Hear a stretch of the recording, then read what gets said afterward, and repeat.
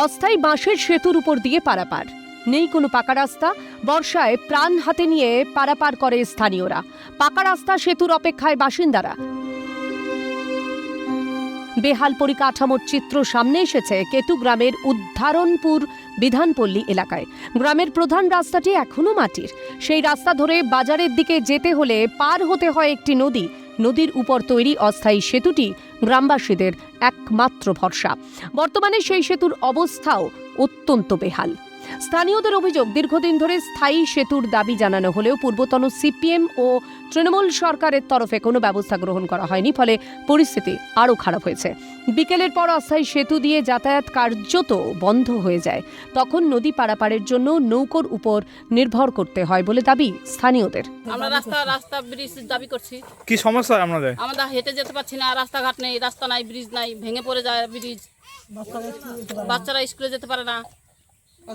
এখন কি চাইছেন? এখন চাই ব্রিজ করতে চাই, রাস্তা করতে চাই।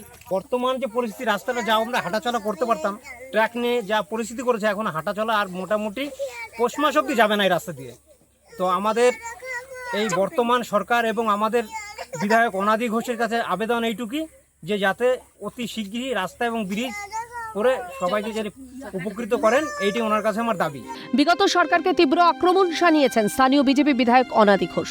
তিনি বলেছেন, ভোটের মুখে প্রতিশ্রুতি দেওয়াই পূর্বতন সরকারের কাজ ছিল। বর্তমান সরকার প্রতিশ্রুতি মাফিক কাজও করে। পাশাপাশি ভোট প্রচারে এসে নিজের দুর্ঘটনার কথাও উল্লেখ করেন তিনি। স্থায়ী সেতু তৈরি করার আশ্বাসও দিয়েছেন।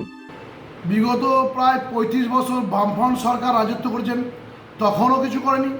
এবং তৃণমূল কংগ্রেস সরকার তারাও 15 বছর রাজত্ব করেছেন, তারাও কিছু করেনি। এখনও মানুষ বাসের ওপর দিয়ে হাঁটছেন। বা আমি দেখেছি ভোট প্রচারে যখন আমি গিয়েছি, ওই পল্লী 2 নম্বর পল্লী মাঠে ওখানে যে বিধানপল্লীতে যে মানুষ বাসের ওপর দিয়ে হেঁটে যান, এবং আমি সেখানে পড়ে যাচ্ছিলাম পা ফসকিয়ে, বাস ভেঙে।